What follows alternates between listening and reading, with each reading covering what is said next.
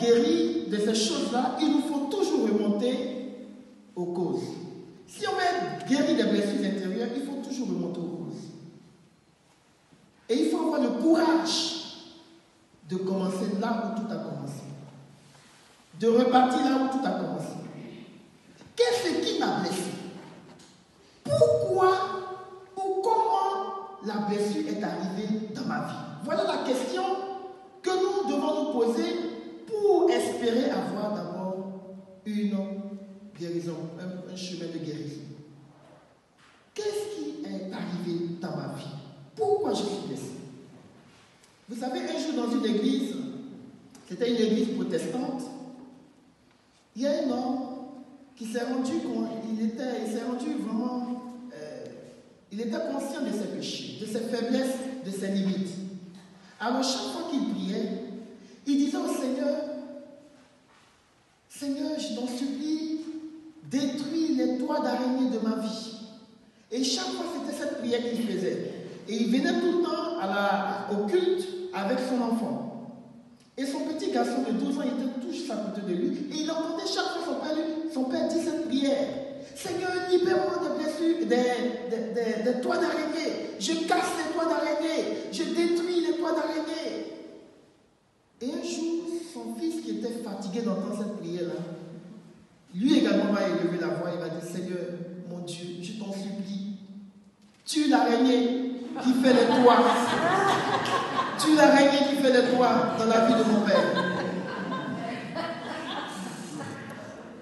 Donc, le monsieur, il a passé son temps à détruire les toits d'araignée. Au lieu de tuer l'araignée, il détruit les toits. Alors donc les araignées, ils reviennent encore faire le toit. Donc l'enfant a eu la sagesse de Dieu. Il a eu cette vision prophétique. Il dit, Seigneur, je t'en supplie, tue l'araignée. Tue l'araignée. Alors c'est pour nous dire qu'au lieu de s'attaquer d'abord aux conséquences, à ce que les blessures intérieures entraînent dans nos vies, il faut commencer par traiter les causes. Qu'est-ce qui a causé cela dans ma vie? Qu'est-ce qui a causé? Pourquoi je suis blessé? Cela est important, frère. Alors,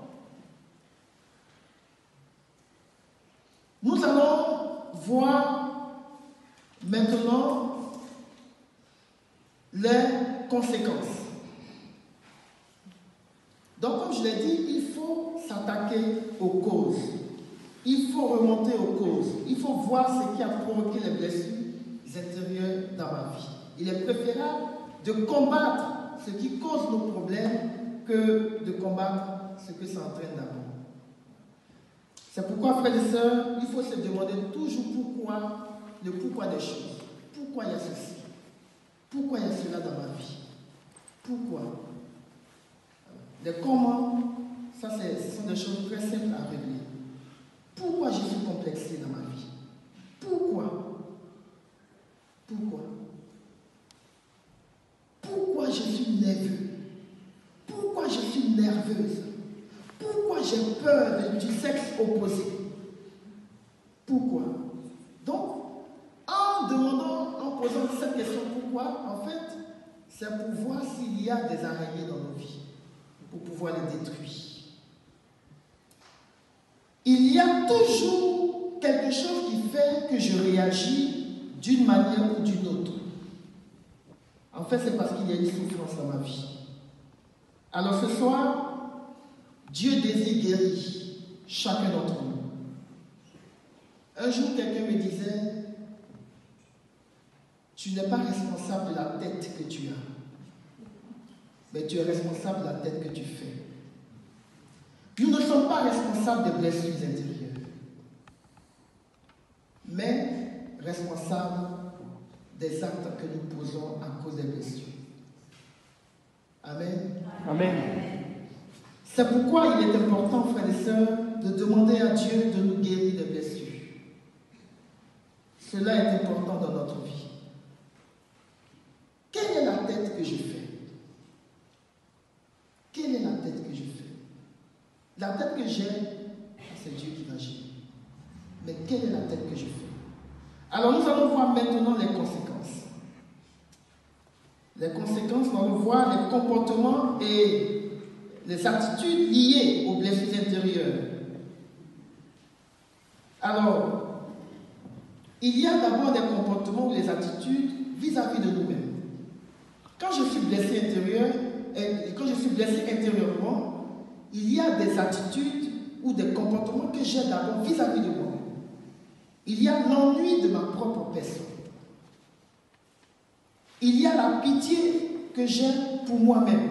J'ai pitié de moi-même. Je m'apitoie sur mon sort. Je dis, mais vous voyez, ces gens de personnes, ils sont comme ça.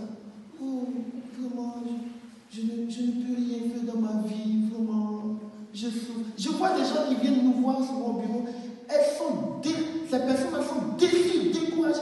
C'est-à-dire que, et ces personnes nous donnent un travail double à faire. Il faut d'abord ramener ces personnes à un niveau de confiance. Et c'est ce que Dieu a fait avec Gédéon.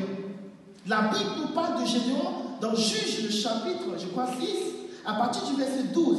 Gédéon, quand vous l'entendez parler, il disait que dans sa famille, il n'était rien. Et sa famille n'était rien dans leur tribu. Et dans leur tribu, en Israël, dans tout Israël, leur tribu